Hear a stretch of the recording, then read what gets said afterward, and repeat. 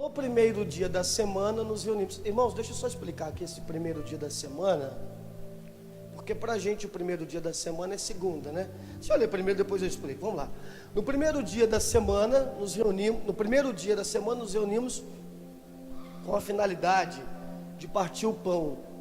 E Paulo pregou ao povo, planejando seguir viagem ao dia seguinte. E continuou falando até a meia-noite. Continue. Havia umas tochas iluminando a grande sala do piso superior onde estávamos reunidos. Por isso que a gente deixa esse clima assim, porque a gente quer fazer como se fosse um clima de tochas. Entendeu, Júnior? De vez em quando solta até a fumaça. Certo jovem chamado Eutico, Jesus, segura a chuva só um pouquinho aí, que estava sentado numa das janelas, adormeceu profundamente. Olha que interessante. Mas essa chuvinha também para dar uma dormida, né, irmãos? Vai dormir não, fica acordado aí. Tem uma goteira em cima de mim. Tem uma goteira em cima de alguém aí? Tem? Tem, Cíntia? Então Deus deu uma goteira para mim e uma para você. Em tudo dai graça. Algum propósito tem essa goteira, tá? Certo jovem chamado Eutico, que estava sentado numa das janelas, adormeceu profundamente durante o longo sermão de Paulo. Vencido pelo sono, caiu do terceiro andar. Quando tentaram erguê-lo, já estava o quê? Contudo, descendo Paulo, debruçou sobre o rapaz e fez o quê? E o abraçou. Amém?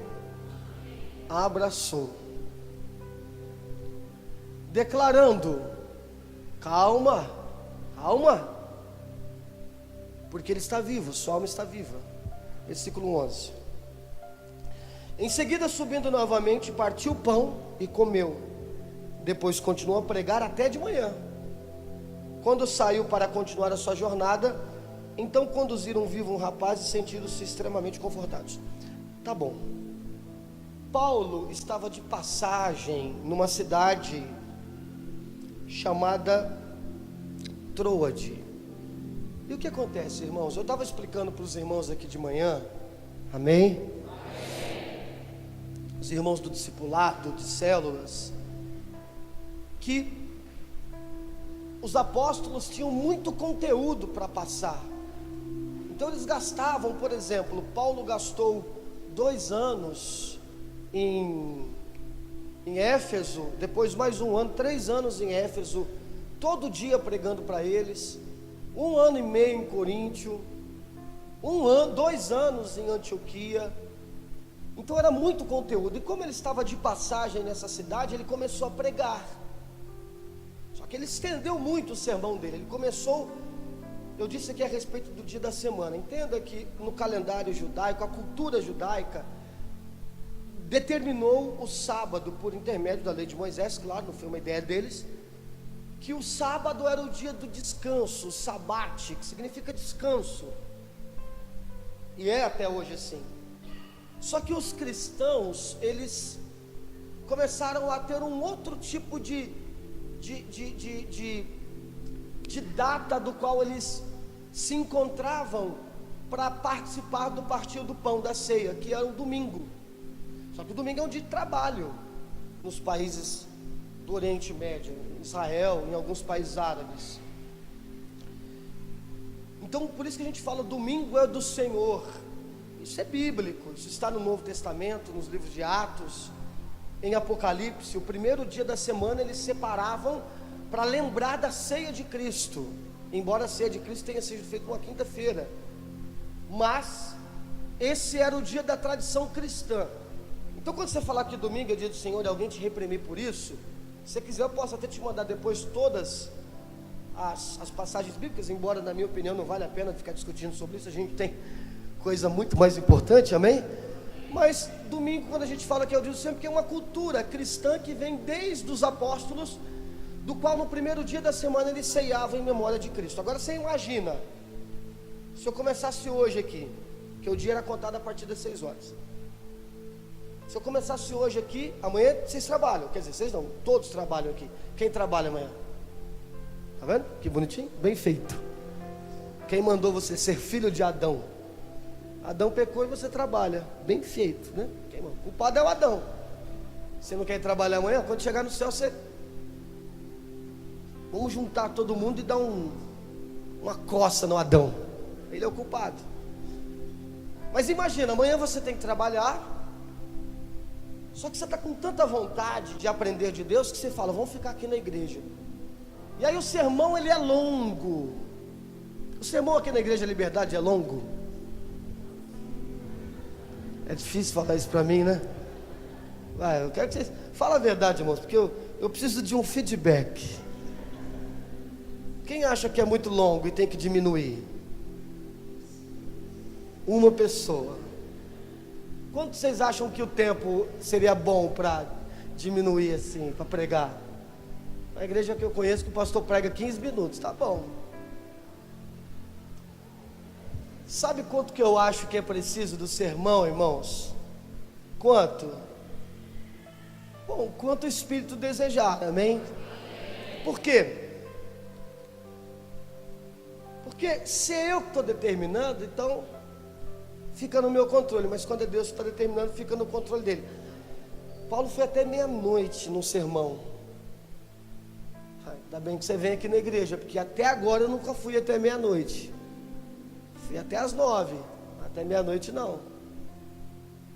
E aí começou a ficar cansado. E aí tinha um rapaz que estava sentado na beira da janela, que começou a ficar com sono. Então você repara que há 2000 anos atrás já tinha gente que dorme no culto já. Amém? Não é uma coisa nova. É um mal antigo. Tem gente que dorme, não dorme? Aliás, eu acho que tem gente que só vem na igreja para isso, irmão, para dormir. Porque em casa tem insônia, mas chega na igreja, dorme com uma beleza. E interessante que tem irmão que dorme e depois diz que entendeu a mensagem ainda. Isso é o Espírito que revela. E tem aquele irmão que dorme, e se você brigar com ele, ele não gosta. Ele fala que não estava dormindo, que ele estava ouvindo de olho fechado. Tem? Não tem? Então, o cara dormiu no culto. Mas aí que está o perigo. Ele estava dormindo sentado na janela. Imagina, você já sentou numa janela? Está sentado na janela e só ouvindo aqui, cochilando. Porque ele tinha que trabalhar no outro dia, então ele estava cansado. E aí que ele cai.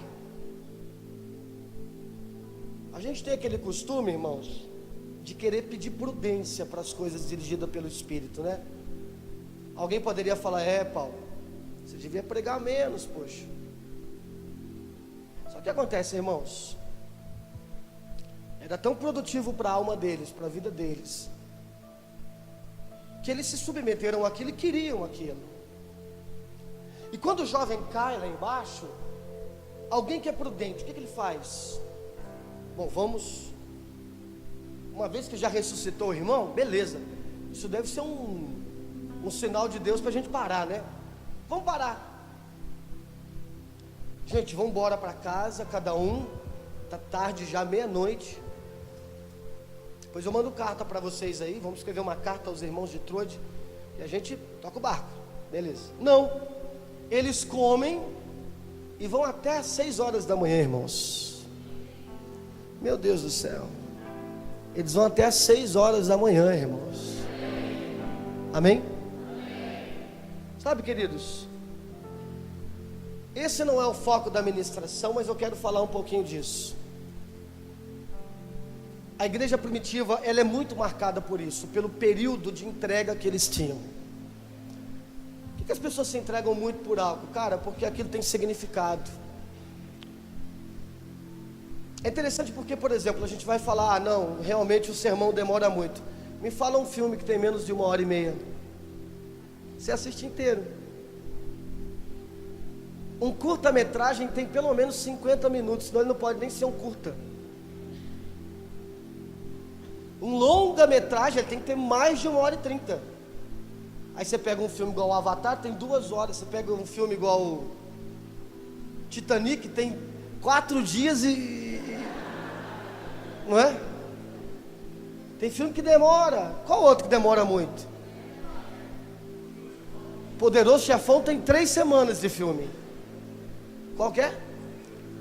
Senhor dos Anéis? Ah, isso é filme de doido, né? Então, nunca vi alguém em sã consciência falar, eu assisti.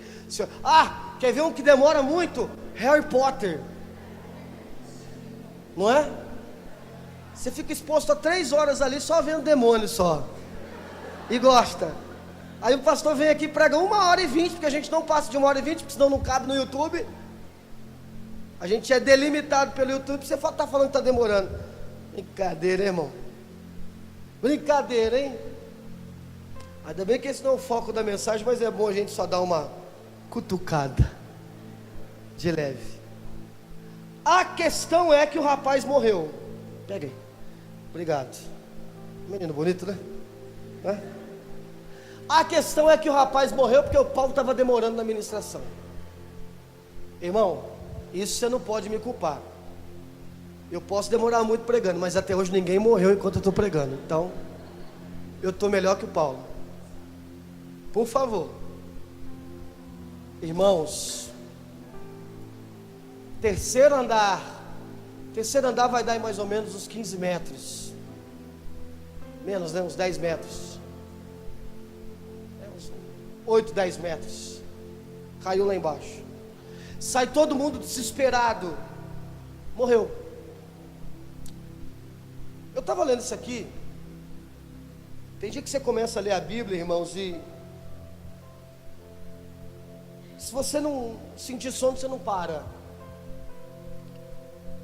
E eu estava lendo esse texto, irmãos, nesses dias que eu fui dormir, acho que era sexta para sábado, ou quinta para sexta. Isso aqui foi me cativando tanto, isso aqui é conhecido por nós. E eu me deparei com essa cena. Paulo desce ao rapaz que está morto. Ali tem um milagre, está evidente que tem um milagre, que o menino ressuscita. Mas a Bíblia vai dizer que ele deita em cima do rapaz e abraça. A gente está acostumado com milagres mais ou menos assim: impõe as mãos, faz uma campanha de oração, sei lá, unge a cabeça com óleo.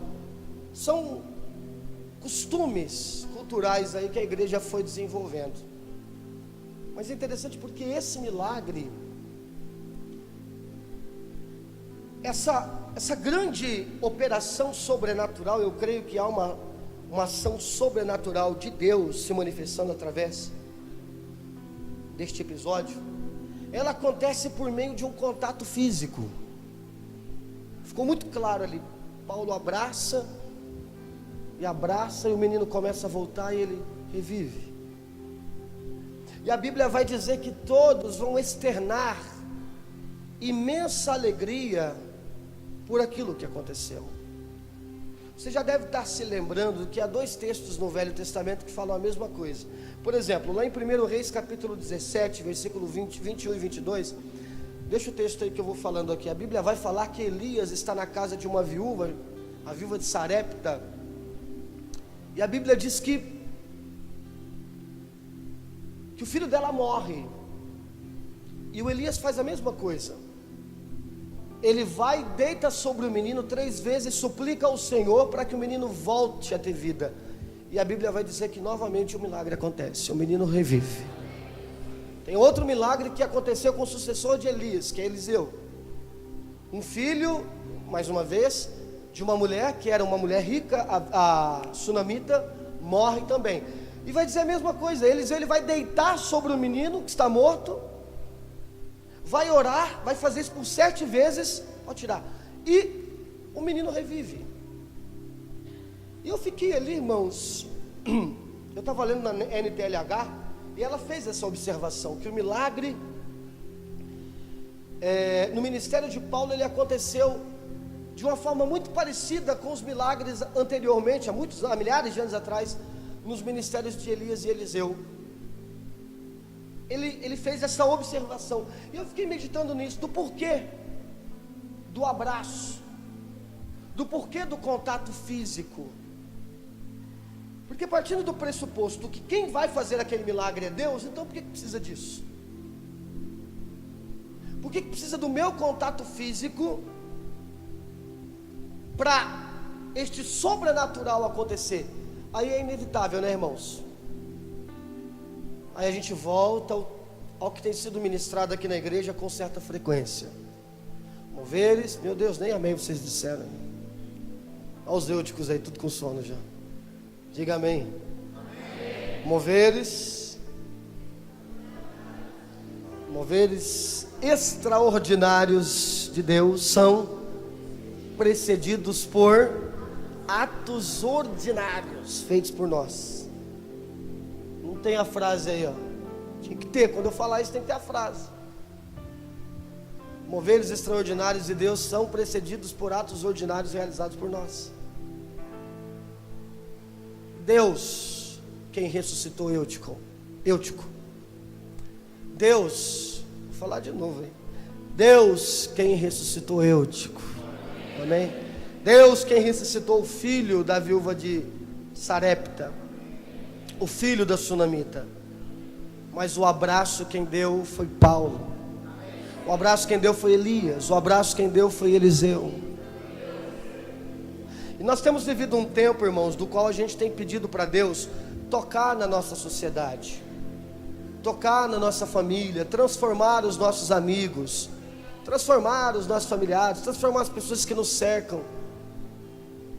Mas Deus, Ele tem nos perguntado, Ele está nos perguntando nesta noite, se o ato ordinário, comum, simples, de abraçar, tem sido precedido por nós. Paulo não fez uma oração forte.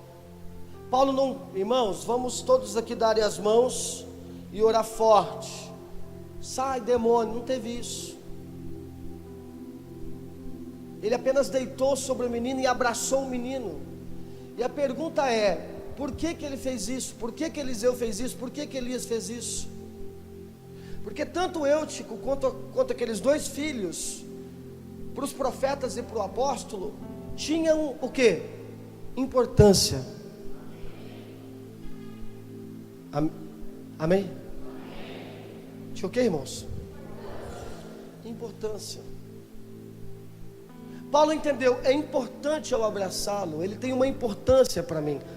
É muito interessante isso, porque quando você lê o livro de Atos, que foi escrito por Lucas, o que acontece?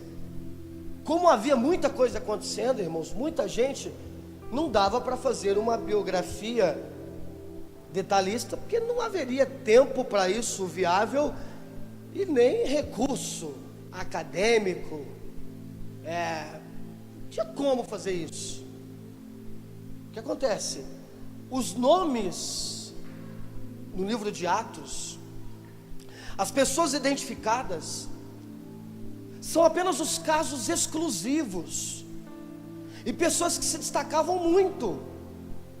E nós temos aqui o nome de Eutico, dentro desse rol de casos e pessoas importantes. Não que as outras não fossem importantes, mas por questão viável, essa era a única forma de ser feita. Então Paulo, ele não conseguia enxergar a possibilidade dele trazer uma ministração tão poderosa, porque era, e acontecer algo tão inédito, e ele terminar a ministração e continuar a sua viagem, e aquele jovem ficar ali morto, ou ele interromper a sua ministração por causa de alguém que estava morto.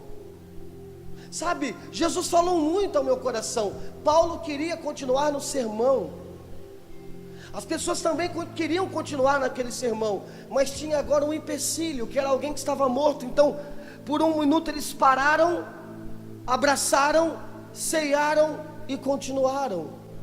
Nós estamos desejando continuar, irmãos, tocando esse ministério, tocando a nossa vida cristã. Nós queremos continuar avançando, mas Jesus, ele nos chama a atenção para pessoas que estão precisando ser abraçadas. para que a gente continue. Porque senão a gente perde efetividade no nosso discurso quando a gente não abraça. A gente chega aqui, irmãos, e a coisa que a gente mais fala nesta igreja, eu creio que é, depois da volta de Jesus, é santidade de amor. E a gente perde a efetividade de falar de amor quando a gente não para abraçar. Ei, Deus, Ele quer fazer coisas grandes em muitas pessoas que nos cercam, mas a pergunta é: nós estamos precedendo essa ação de Deus com os nossos atos ordinários de amar essas pessoas? Só que o problema é que o amor, ele tem ficado no campo da subjetividade, e eu diria que num campo muito místico, que é o campo invisível, que é mais ou menos: eu amo, mas eu não provo. Irmãos, não existe amor se nós não provarmos. Como é que a gente vai falar de amor se nós não demonstramos amor? Nós falamos de amor ao próximo, mas nós temos muitos bloqueios de demonstrar esse amor ao próximo. Eu gosto muito desse texto de João, porque João, ele foi conhecido como um apóstolo que falou muito sobre amor. Era alguém que era muito amado por Jesus, e ele vai dizer: nisso conhecemos todo o significado do amor. Cristo deu a sua vida por nós, e devemos dar a nossa vida. Opa, faz a exegese aí, bem simplificado do que ele está dizendo até agora. Aí que está o problema. A gente interpreta amor apenas até a palavra nós. Nisto conhecemos o amor: Cristo deu a sua vida por nós. Cristo deu a sua vida por nós. Você quer ver uma coisa, irmãos? Com sinceridade, quem teria coragem esse mês de que vai entrar agora, que você está trabalhando, março, você vai receber em abril, pegar todo o seu salário. Quanto você recebe? 10 mil, 5 mil, 3 mil, 2 mil, 1.000, não sei quanto você recebe, 900. Pegar todo o seu salário e você identificar a pessoa mais pobre que você conhece e dar o teu dinheiro para ela. Provavelmente, irmãos, sem hipocrisia nenhuma, nenhum de nós já fizemos isso. Eu vou dar todo o meu dinheiro para alguém? Então, o texto está falando de uma coisinha um pouquinho acima disso. Não é dar o mês do salário. O texto está falando da vida. A gente vai dar muitas objeções para não fazer isso. Que eu tenho que pagar o meu carro. Eu não estou querendo desmenosprezar ninguém, porque eu também estou dentro desse barco, irmãos. A gente vai falar que tem que pagar o carro, tem que pagar a casa, tem que pagar o IPTU, o IPVA. E a gente vai colocando objeções. A pergunta é: qual foi a objeção que Jesus colocou para não morrer por você? Qual é a desculpa que ele deu para não ir para a cruz? Aí a gente fica dando desculpa. Mas sabe por que eu não amo? Porque eu não perdoo? Mas sabe por que eu não faço isso? Porque é meu motivo, né, pastor? Sabe como é que é? Não, querido, Deus não sabe como é que é. Não, mas sabe como é que é? Não, Deus não sabe. Então, irmãos, olha o texto que profundo. Nisto conhecemos o significado do amor. O significado do amor não é Jesus dar a vida por todos. Porque se o significado do amor fosse Jesus dar a vida por todos, a Bíblia fala que tem gente que vai para o inferno. Então esse não é o significado do amor. Porque se esse fosse o significado do amor, Jesus morrer por todos só, todos já estariam salvos. Mas o significado do amor é quando Jesus dá a vida por todos. Está dizendo lá: e aqueles que entenderam isso passam a dar a vida por outros. Aí está o significado do amor. Aí a gente está aqui na igreja, a gente vive falando do amor de Deus. Só que para esse amor ter significado, ele precisa ser prático, ele precisa ser ordinário, ele precisa ser simples. Então nós precisamos começar a fazer algumas coisas que nós temos a capacidade de fazer. Por isso é ordinário. Porque o abraço Paulo poderia dar. Ressuscitar um menino ele poderia? Eu quero que você participe. Ele poderia ressuscitar um menino? mas o abraço ele podia. Você pode não mudar muitas pessoas, mas você pode abraçá-las, e elas podem ser mudadas através do seu abraço, do seu amor demonstrado de forma visual, prática, física. Ele vai continuar dizendo: se alguém possuir recursos materiais e observar o seu irmão passando necessidade e não se compadecer dele, como é possível permanecer nele o amor de Deus? Amém? Você repara que uma coisa que a gente quase não fala na igreja, que o amor de Deus é condicional. A gente sempre fala que o amor de Deus é incondicional. Não, que Deus te ama de qualquer jeito, e Deus te ama, e Ele te ama, não importa, você é um pecador. Opa, peraí, peraí. Não é bem isso que o texto está dizendo.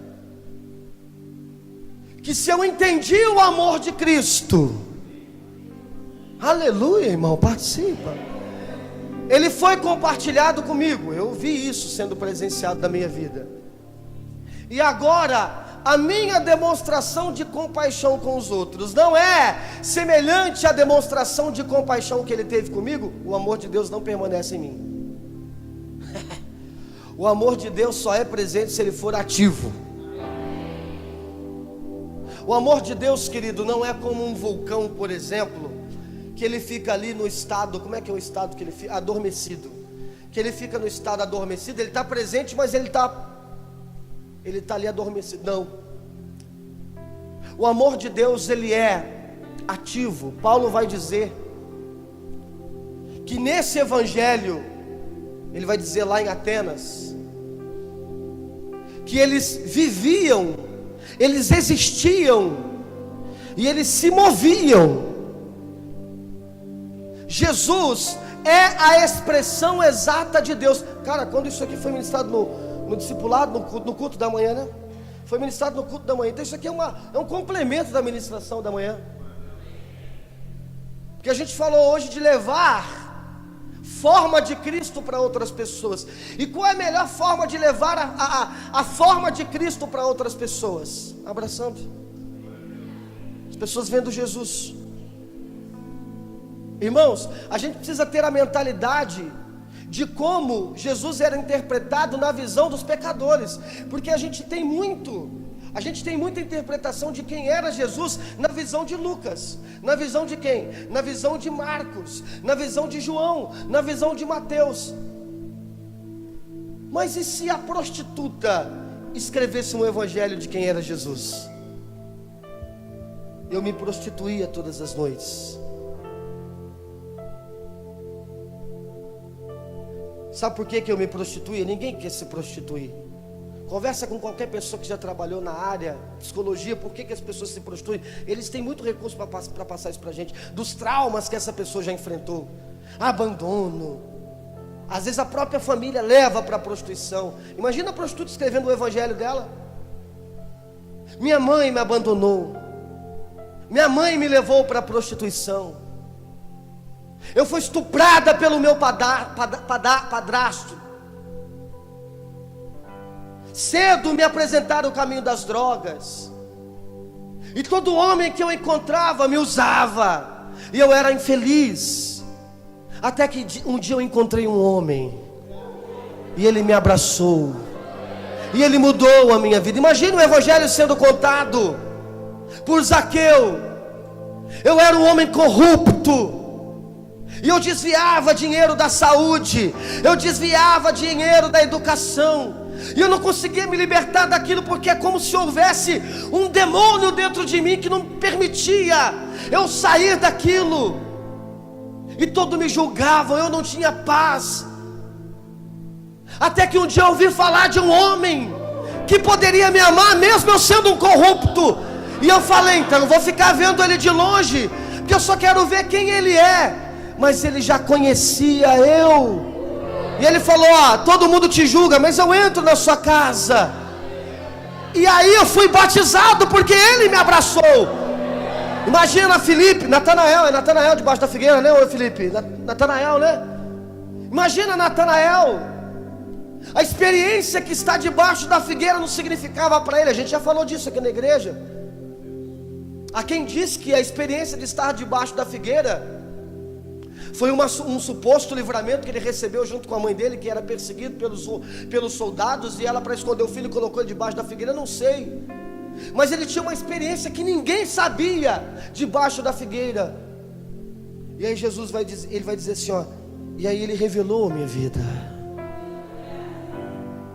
Ele tocou em partes da minha vida que ninguém tinha tocado. O evangelho contado pelo lado do pecador. Quando a gente entende o evangelho contado pelo lado do pecador, a gente começa a perceber, irmãos, o quão grande é o amor de Jesus, que abraça as pessoas, não levando em consideração o esforço delas, o que elas fizeram, mas levando em consideração toda a renúncia dele. Por que ele renunciou tudo para morrer pelo homem? Irmãos, você não precisa renunciar nada quando a causa é maior. O que é que você tem que renunciar se te oferecer um emprego melhor? Nada, porque o emprego é melhor. A renúncia, ela só é ativa e válida quando você vai se entregar ou vai entrar num negócio que é inferior. Por exemplo, eu tive que renunciar o meu emprego, por quê? Porque eu fui ser missionário em um lugar, ou seja, o meu ganho, o meu lucro era menor. Quando o texto de Filipenses vai dizer que mesmo sendo Deus, mesmo tendo todo o reino em suas mãos, ele vai tomar forma de homem, renunciar tudo aquilo. O texto está dizendo, Paulo está dizendo para os filipenses que nós tínhamos que ter o mesmo sentimento dele. E ele resolveu se entregar como servo por nós. É isso que está dizendo. Todas as objeções que Jesus tinha para morrer por nós foram superadas quando ele colocou à frente uma palavra chamada amor. Aleluia, você crê nisso em nome de Jesus? Sabe, querido, então, se existem muitas objeções que nos impedem de perdoar, se existem muitas objeções que nos impedem de abraçar as pessoas, de se entregar pelas pessoas, é porque nós não estamos colocando à frente o amor. Porque o amor, ele é maior, o maior de todos os dons. E Paulo vai dizer, o amor é paciente. Por quê? Porque por vezes você vai ter a impaciência na frente. O amor, ele é bondoso, ele não inveja, ele não se vangloria, ele não é arrogante, ele não se porta de maneira inconveniente, ele não age com egoísmo, ele não se enfurece, ele não guarda ressentimentos. O amor não se alegra na injustiça, pois a sua felicidade está na verdade. Ele tudo sofre, ele tudo crê, ele tudo espera, ele tudo suporta. O amor jamais morre. Todavia as profecias deixarão de existir, as línguas cessarão, o conhecimento desaparecerá, mas o amor, ele vai permanecer. Paulo está dizendo, o amor não morre, ele permanece. Porque ele vai falar que existem 3 dons: fé, esperança e amor. Mas um dia não existirá mais fé. Por quê? Porque nós já teremos o nosso corpo glorificado. A fé serve para nos justificar.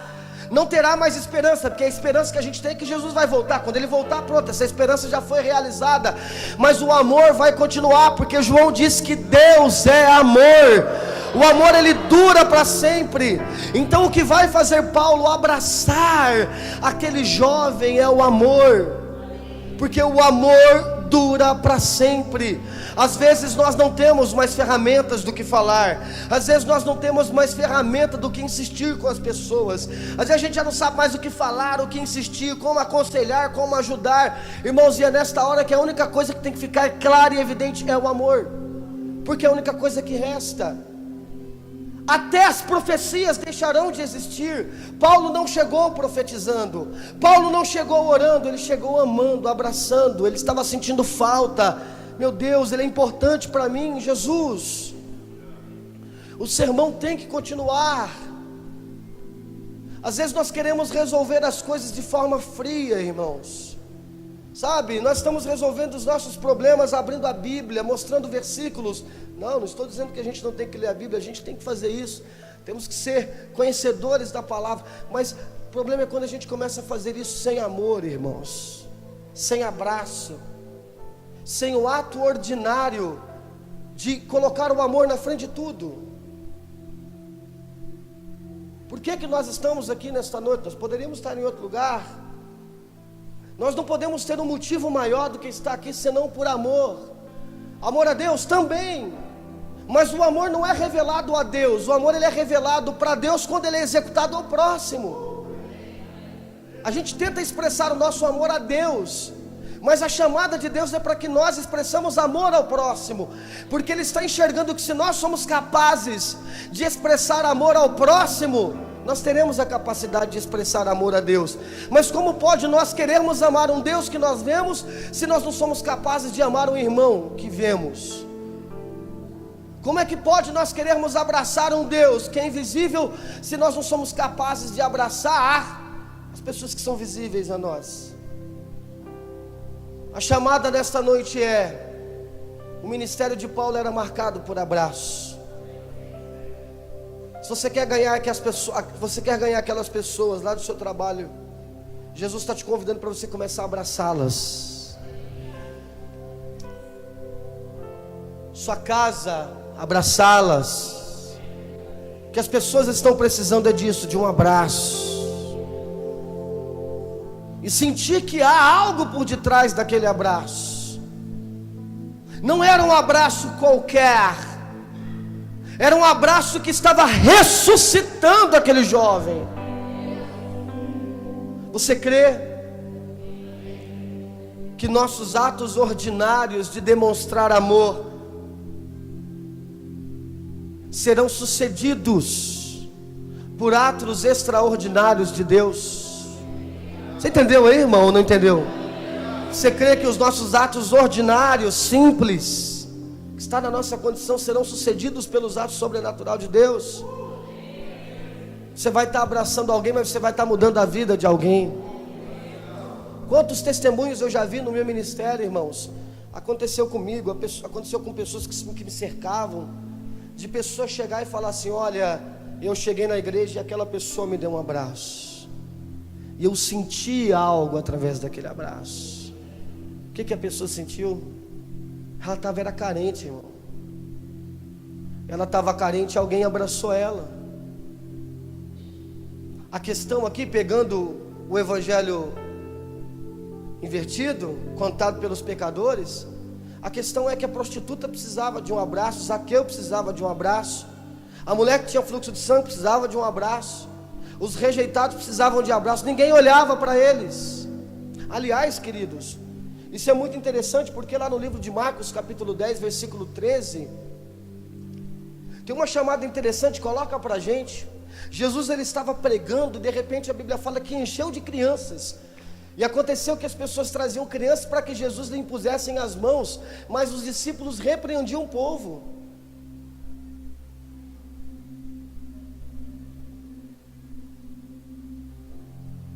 Povo, parou?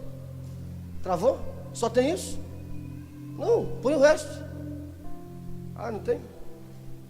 Então vamos no original então, né? Todavia, quando Jesus notou o que se passava, ficou indignado e lhes advertiu: deixai vir a mim os pequeninos, não impeçais, pois deles é o reino de Deus. Com toda certeza vos asseguro que aquele que não receber o reino de Deus como as crianças, jamais terá acesso a ele. Em seguida Jesus, olha o texto, abraçou. Meu Deus, vocês não participam do culto não? Irmão, você está pensando no quê? Olha para cá em nome de Jesus. Jesus abraçou as crianças e começou a impor as mãos e abençoá-las. Eu quero que você preste atenção, irmãos, porque a questão não é que tinha criança fazendo barulho enquanto Jesus pregava e os discípulos foram repreender. Uma outra questão: Jesus estava impondo as mãos sobre as pessoas e começaram a trazer as crianças para impor as mãos. E os discípulos falaram: não, deixa as crianças de lado. Eu quero que você preste muita atenção. Por quê? Porque, claro, a criança tinha muita importância. A criança tinha muita importância na formação da cultura judaica. Isso está claro lá no livro de Deuteronômio. Mas a questão aqui é, os discípulos ainda não tinham o entendimento que Jesus implantaria o seu reino por intermédio de uma outra força. Não era a força paramilitar, era a força espiritual. E eles ainda tinham em mente que Jesus estava levantando um exército, sei lá. E criança não é interessante para isso. Então, para de encher o saco do mestre com essas crianças, porque ele está preocupado aqui com outras coisas. É importante você entender, irmãos, que Jesus ele estava vindo. Qual é o momento que acontece isso? O momento que Jesus está ministrando o Sermão do Monte. Então beleza, as crianças aí não vão conseguir ouvir o que está acontecendo. Espera crescer primeiro, depois a gente dá atenção para elas. Não sei se você já percebeu da seriedade que a gente quer tratar aqui o ministério infantil, irmãos. Quando eu falo para você deixar o seu filho no ministério infantil, é porque os meus estão lá e eles vão ser criados sempre como crianças do ministério infantil. Sabe por quê? Porque se eu ficar pregando aqui uma hora, teu filho não vai entender nada. Lá ele vai entender o que está sendo ministrado lá, porque tem um pastor lá igual eu aqui, só que lá, na linguagem dele. E a gente não presta atenção para isso. A gente deixa o filho crescer mandando para depois tentar consertar. E o que Jesus está falando é isso. Não, eles são importantes sim. Deixa eles virem até mim, que é isso? Não, deixa eles virem. Olha que coisa fantástica, irmãos. Não, as crianças não são importantes no ministério de Jesus, não. Vai, tira essas crianças aqui. Fala, não, vem cá que eu quero abraçar todas. Jesus abraçou aquelas crianças porque ele estava mostrando que elas eram importantes. Nós vivemos numa sociedade que tem dado valor para as pessoas segundo o que elas têm. As pessoas são importantes para outras se elas tiverem um carro bom. As pessoas são importantes para as outras se me agradarem. Legal para mim é aquele que me agrada. Repare como a nossa sociedade hoje ela exige condições econômicas, sociais, para que a pessoa seja aceita ou não. Vamos pegar aqui na linguagem interna, pastoral. Marca um evento e leva os grandes pregadores, John Piper, não sei o nome dos pregadores porque eu quase não conheço, mas leva os maiores de todos aí, e aí coloca o seu José, lá do Capão Redondo. Irmão, irmãos, eu dou minha cara a tapa, se o dia que o seu José lá do Capão Redondo for pregar, não vai ser o dia que vai ter menos pessoa. Eu dou minha cara a tapa, se o dia que o seu José lá do Capão Redondo for pregar, vai ser o dia que não vai ninguém. Não vai ter expectativa nenhuma. Por quê? Porque o que condiciona o valor das pessoas é o seu valor econômico, é o seu valor social. E por isso a gente passa a determinar quem é importante e quem não é importante, quem tem destaque e quem não tem destaque. Como eles não são tão importantes, para o grande evento que nós vamos começar, que é a revolução paramilitar, e vamos derrubar Roma, deixa as crianças de lado. Não, é justamente o contrário. A revolução que eu vou fazer é com pessoas como eles. O que eles têm para me oferecer? Nada, só o meu abraço. Aleluia. Os últimos serão os primeiros, os humilhados serão exaltados. Jesus ele está trabalhando com pessoas humilhadas, pessoas abandonadas, pessoas que estão à margem. As pessoas que mais experimentaram o sobrenatural de Cristo eram as pessoas que precisavam. E a chamada para nós desta noite é: há um exército de pessoas que estão precisando, pessoas que são rejeitadas. Você quer abraçar pessoas importantes, mas Jesus está chamando você para abraçar o mendigo, o morador de rua, porque aquela pessoa é importante para Deus.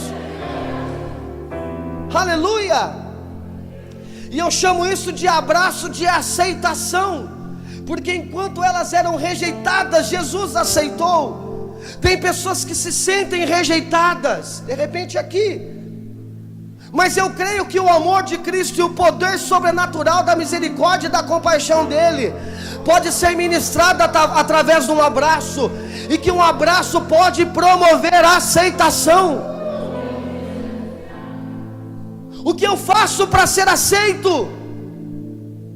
Tem pessoas gritando na nossa sociedade: o que eu faço para ser aceito?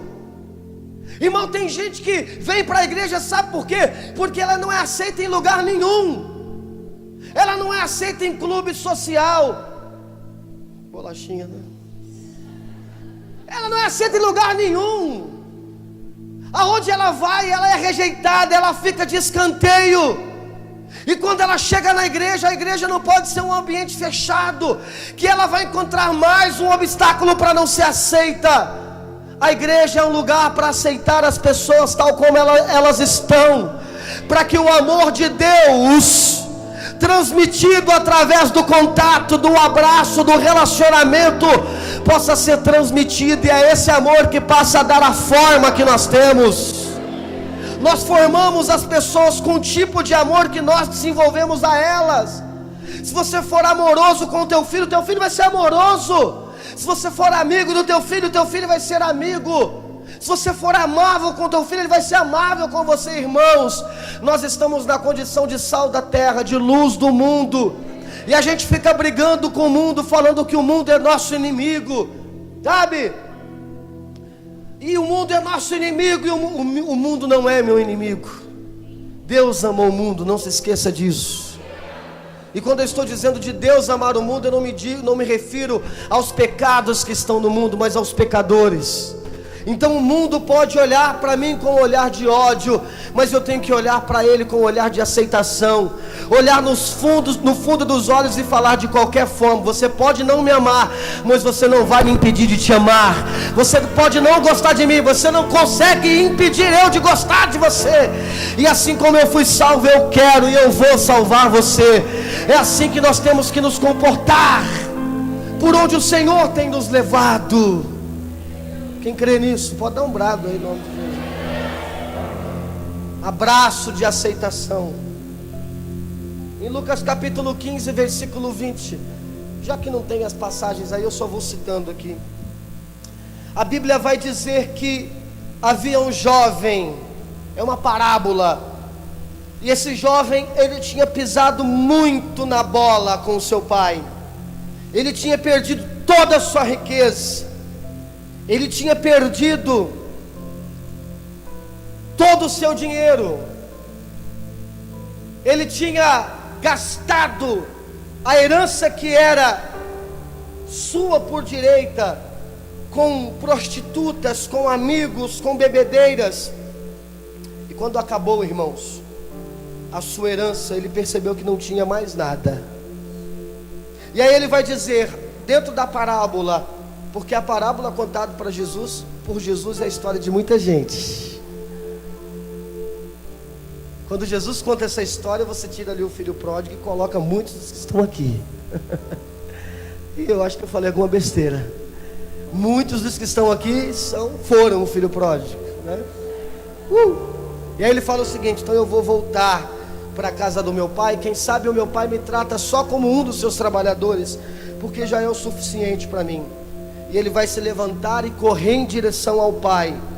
E quando ele vinha caminhando distante, o seu pai, cheio de compaixão, isso aqui é Deus, cheio de compaixão, saiu correndo ao encontro do seu filho e o abraçou e o beijou muito. E esse é o abraço do perdão, irmãos. Quando o amor está à frente, não importa o que você perdeu, não importa o que você fez, não importa se você pisou na bola, você é meu filho. E é isso que eu levo em consideração, o amor que nos liga, o amor que nos une. Então agora vai ter muito beijo, vai ter muito amor, porque você está de volta. Perdão. Sabe, irmãos, não é o Machado que está falando com você, é o Espírito Santo. Por que você não dá ouvido a ele? Você está colocando muita coisa à frente para não perdoar. Você está colocando muita coisa à frente porque você se vê no direito de não perdoar. Comece por um abraço. Não fale nada. Você já provou que falando você é uma tragédia. Você já provou que falando você é um desastre. boquinha fechadinha. Fica quietinho. Não fala nada, porque se você começar a falar, você estraga. Apenas abrace.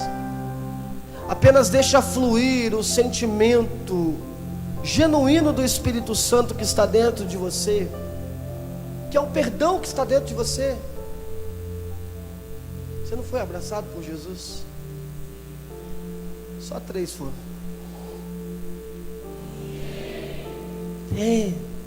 É para dar um glória, um grito aí. Você não foi abraçado por Jesus? Quando você foi abraçado por Jesus, o perdão foi dado a você. Você só não dá o perdão se você não quiser, porque você tem perdão para dar, porque ele foi entregue a você. Ah, porque é difícil perdoar, não consigo. Como? Está dentro de você. Cara, essa história, ela falou muito comigo. Um agir sobrenatural de Deus por intermédio do abraço. Alguma coisa você pode fazer para mostrar para algumas pessoas que elas podem ser aceitas, para outras que elas podem ser perdoadas. E eu acho isso tão profundo, irmãos. Uma das coisas que mais toca comigo, cara, é a história de Jacó e Esaú. Porque Jacó, ele era um cara ambicioso. E o problema da gente ser ambicioso é que a gente começa a querer crescer pelos meios errados. E esse era o Jacó. E a forma que ele conseguiu para poder crescer economicamente foi enganando o seu irmão. E ninguém quer ser traído, ninguém quer ser trapaceado. Seu irmão ficou chateado e queria matá-lo. E é tão interessante isso, porque Jacó, ele, sabendo a enorme besteira que fez, ele continuou pedindo a Deus para que o abençoasse. Mas a maior de todas as bênçãos era voltar para casa e ser reconciliado com o seu irmão. E quando ele está voltando para casa, a Bíblia vai dizer que Jacó está voltando muito rico. Imagina se Esaú se encontrasse com o seu irmão rico. Ele diria: esse desgraçado saiu daqui com a minha bênção. E não é que ele ficou rico. E Deus, vendo a necessidade de algo acontecer, a Bíblia vai dizer que Deus, ele manda um anjo no vale de Jaboque, né? E ele toca na conjuntura da perna de Jacó, e Jacó passa então a mancar. Jacó saiu de casa em perfeito estado físico, mas ele volta para casa mancando, rastejando o pé, diferente. Deus, ele desvia a atenção de Esaú para a perna de Jacó, que estava rastejando, para que ele não ficasse focando no lucro que ele tinha tido, porque aquele lucro era fruto de uma bênção que ele tinha roubado do irmão. Só que essa doença física agora refletia algo, que uma mudança de caráter tinha acontecido tanto nesse homem, que agora ele tinha até o seu nome mudado, e não era mais Jacó, era Israel. E a Bíblia vai dizer que, entretanto, Esaú saiu correndo ao encontro de Jacó, e o abraçou, e o beijou, e os dois caíram em prantos. Qual é o ordinário aqui? Abraço. Qual é o nome disso aqui? Reconciliação. A gente quer reconciliar, irmãos, para continuar brigados. A gente quer reconciliar, mas não perdendo o nosso ponto de vista.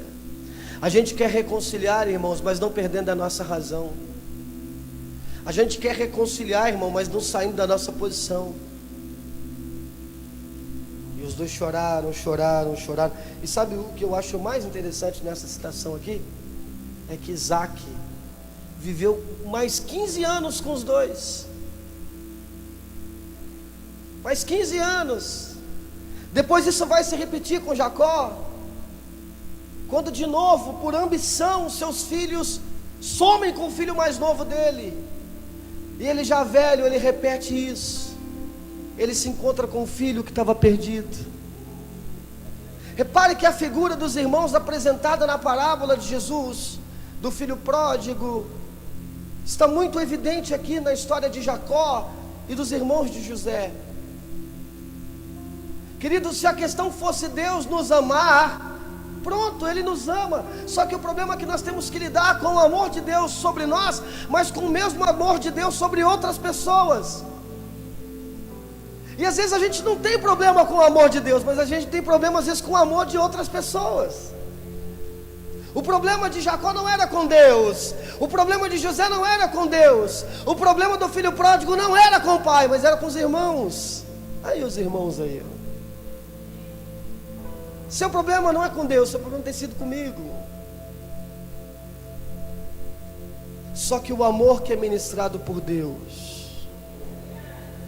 produz aceitação, produz perdão, e agora vai dizer, vai produzir reconciliação entre vocês, os irmãos, porque o amor é provado. João, o amor fica claro, o amor fica evidente. Nisto conhecemos o amor de Deus, quando o amor de Cristo reflete em nossos relacionamentos.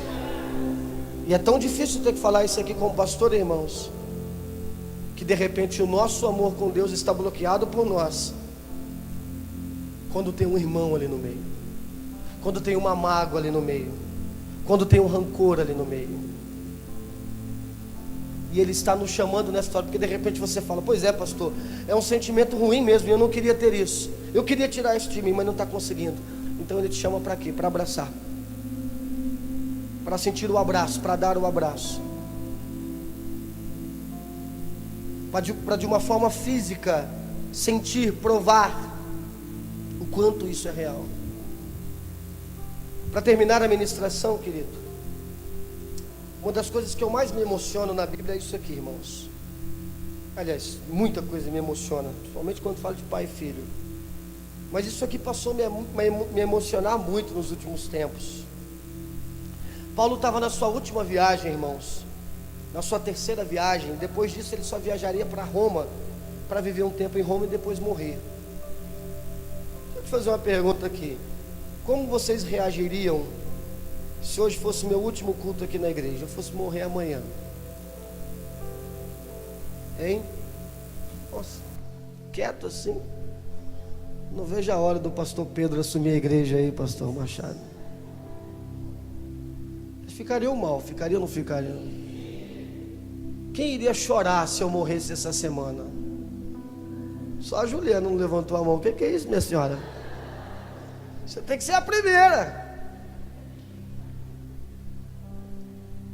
Você já viram os vídeos já quando mostra lá a reação dos norte-coreanos quando morreu lá o imperador deles? Eu não sei se vocês estavam rindo ou se vocês estavam chorando, já viu? Cara, Paulo estava... deixa eu ver aqui onde Paulo estava para não falar besteira. Paulo estava Assos, que era região de Mileto, Ásia, uma província romana. E ele falou, gente, eu vou ter que ir para Jerusalém. O Espírito Santo não me revelou o que vai acontecer lá, só me revelou que eu vou ter muita perseguição. Eu estou nos meus últimos dias. E a igreja começou a encher os olhos de lágrimas. Olha aqui, põe o texto aí. Havendo concluído essa declaração, ajoelhou com eles e começou a orar. Era o último dia que eles iam ver Paulo.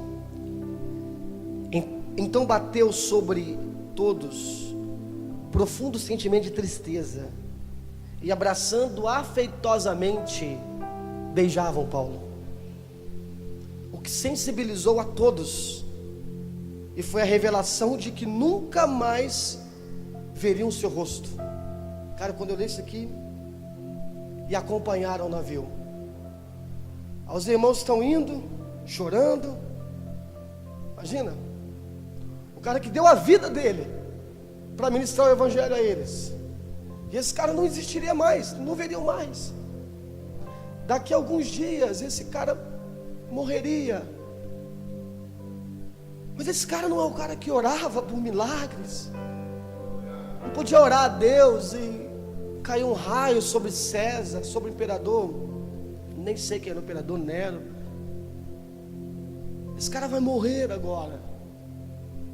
E o abraço e o beijo aqui é o abraço em meio à tristeza, é o abraço de consolação. Pessoas estão morrendo e nós precisávamos compartilhar a nossa solidariedade.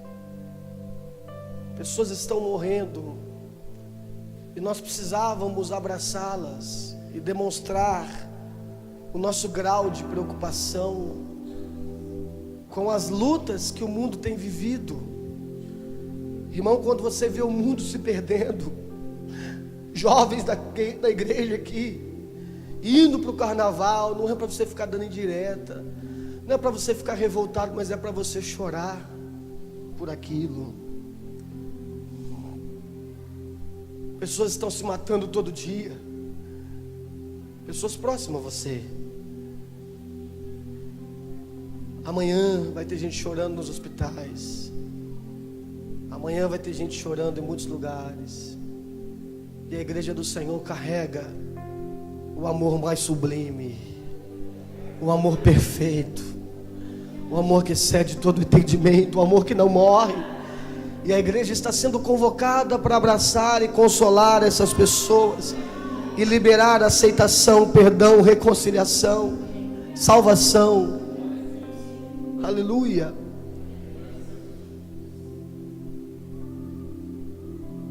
Pode ser o último dia de muitas pessoas que nós conhecemos, pode ser o último mês de muitas pessoas, o último ano. E o que nós temos feito, que a gente possa não apenas carregar esse amor, mas que a gente possa distribuir esse amor, compartilhar esse amor.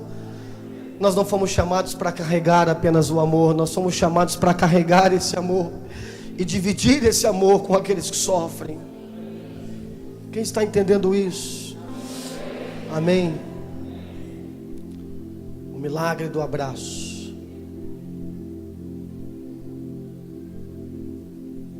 Eutico significava algo para Paulo. É hora de nós mostrarmos que se os homens têm significados para Deus a ponto dele morrer por eles, é o mesmo significado para nós. Nós não podemos perder tempo na igreja, irmãos. Amém? Isso aqui tem que ser um lugar de inspiração para nós. A gente está aqui buscando fogo, amor, glória, poder, com o intuito de compartilhar isso com as pessoas, porque senão, irmãos, é inútil.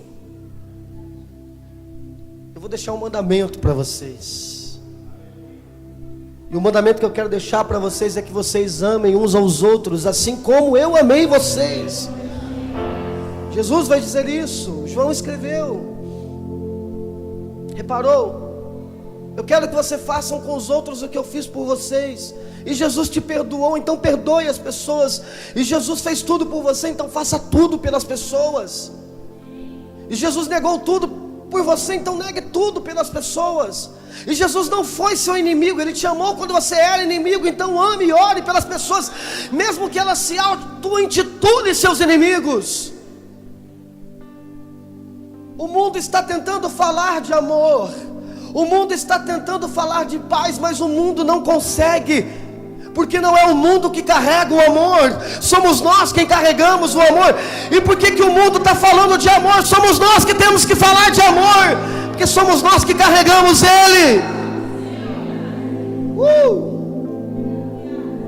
Eu creio no amor de Deus promovido por intermédio do abraço.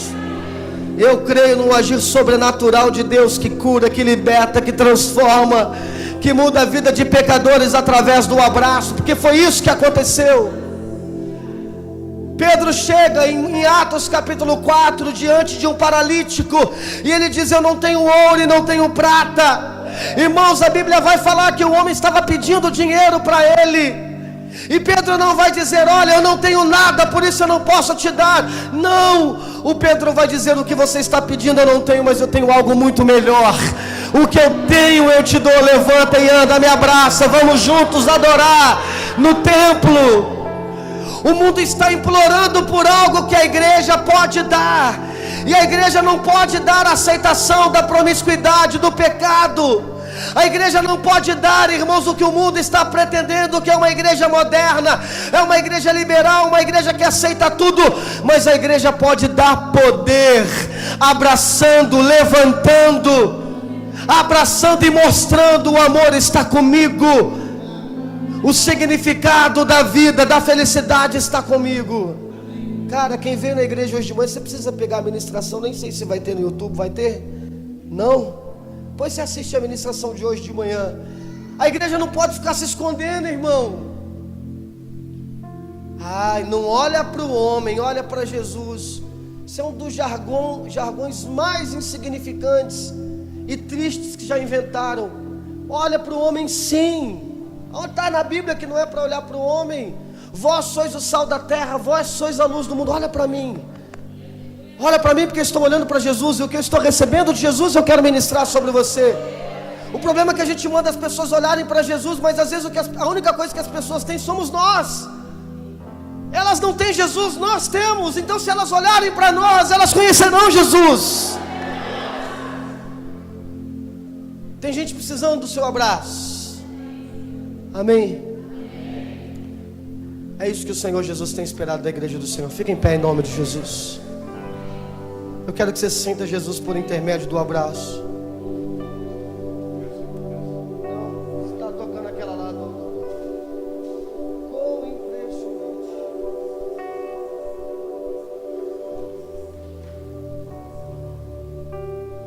Abraça o seu corpo.